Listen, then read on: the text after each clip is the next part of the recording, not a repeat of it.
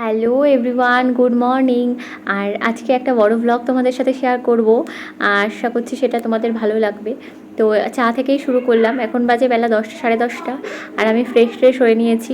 এখনই আমি শোয়া থেকে উঠলাম বলতে পারো, মানে ঘুম থেকে তো ছেলে যখন ওঠে তখনই উঠে যেতে হয়, কিন্তু শুয়ে থাকি, ওর সাথেই শুয়ে থাকি, কারণ সারাদিনে কবে আবার শোয়া হবে, কখন আবার শোয়া হবে ঠিক তার জানা থাকে না, সেই কারণেই আর কি। আর এদিকে আমি চা খেয়ে নেবো এখন। আর চায়ের এখন এমন নেশা হয়েছে যে মানে সকালে, দুপুরে, বিকেলে হলে মানে আমার ভীষণ ভালো হয়। দুবেলা তো খাই, কিন্তু মাঝখানে আরেকবার হলে মন্দ হয় না কিন্তু। মানে ভীষণ রকম নেশা হয়ে গেছে আমার চায়ের। আগে খেতাম না। তারপর ওকে ফ্রেশ করিয়ে নিয়ে বাইরের দিকে এসেছি, আর দেখো কী পরিমাণ তাপ, কী পরিমাণ রোদ, মানে পুরো একেবারে চোখ ধাঁধিয়ে যাচ্ছে। তো সেটাই আর কি দেখছিলাম। তত মার কোলেও ঘুরছে।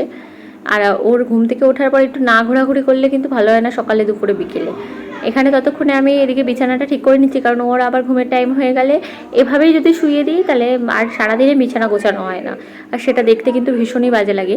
তো সেই কারণেই এখন ফটাফট যতক্ষণ ও ঘুরছে ততক্ষণ যতটা পারবো কাজগুলো মিটিয়ে নেব। আর ভেজা জামা কাপড় কিছু ছিল সেগুলো এখানে এসে আগে মেলে দিলাম। বেশিক্ষণ লাগবে না, যা তাপ, আধ ঘন্টার মধ্যেই কিন্তু মনে হচ্ছে শুকিয়ে যাবে। আর এদিকে দেখো এসে দেখছি স্যার আমাদের দোল খাচ্ছে, আর এদিকে পাকাবুড়ি সেখানে ঘুরছে। মানে ওর ভাই দুজনে মিলেই কিন্তু ভালোই দোল খায়। আর এদিকে মানি প্ল্যান্ট গাছটা আমি আনিয়েছিলাম ওই বাড়ি থেকে। তো এখানে টব ছিল না বলে তার জন্য ওই হাঁড়িটা, ঠাকুরের পুজোর হাঁড়ি, ওর মধ্যেই বসিয়ে রেখেছি, আর একটা গ্লাসে বসিয়ে রেখেছি।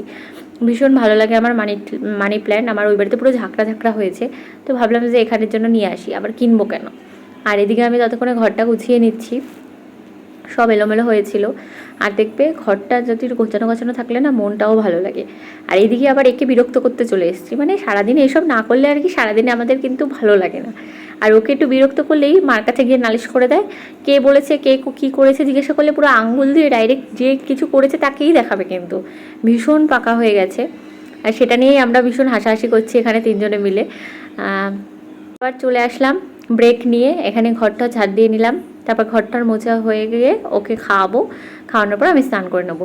আর এখানে তো আমার মানে খাওয়াতে বসলে যে কী ঝামেলা হয় বলে বোঝানোর মতো না। খেতে চায় না, খুবই ডিস্টার্ব করে খাওয়ার সময়।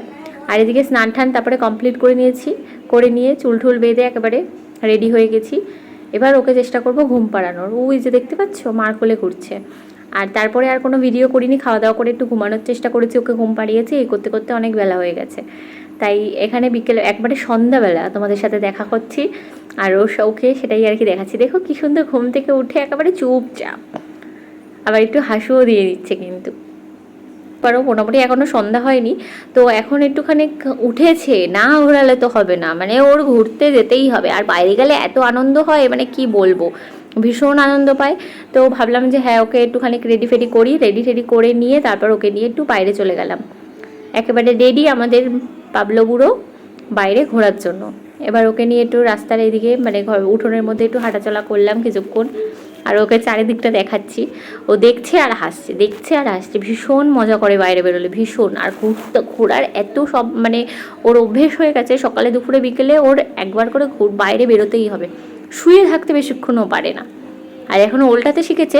আর এখন ওর মিমি ওর সাথে একটু খেলা করছে, আর ও শুয়ে থাকতে চাইছে না, দেখছো, ও উঠবে ঘুরবে, দাঁড়াবে, বসবে, এখন হচ্ছে ওর এই নেশা। আর এখন একটু খ্যান করছে, কারণ একটু ঘুমের টাইমও হয়ে গেছে, তো এখন একটু ঘুম পাড়িয়েও দেবো। 7টা, 7:30টার মতো ও ঘুমিয়ে পড়েছে, আর আমরা এখানে বসে চা খাচ্ছি। আর আমার বান্ধবী কিন্তু চা একদমই খায় না, তো সে কারণে আমরা দুজনেই চা খাচ্ছি আর গল্প করছি।